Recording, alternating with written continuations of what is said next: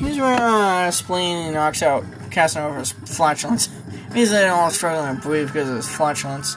Now here's where Mr. Furious, yeah, he's where he knocks Casanova's car in. Now, fun fact, the music for this movie was actually done by a guy named Stephen Merchant, who also, now the music was also co-composed by Shirley Walker.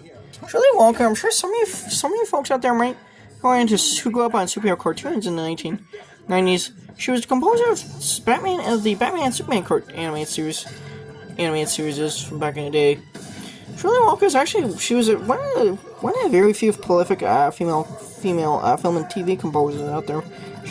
She was one of the first really successful female film and TV composers. And Shirley Walker, she also was the composer of the first three Final Destination movies, and also Black Christmas. And also the composer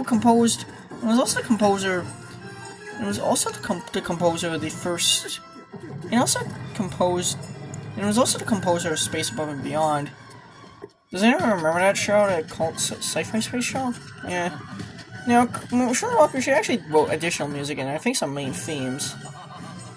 Now, Stephen Merchant did most of the film's musical score. Now, Merchant's score was allegedly was thought to be a little unsatisfactory to Universal executives. He was basically where they all go to celebrate their victory, and they drink a Miller Bud Light. Now, here's where you see the bowler. Now, a fun fact.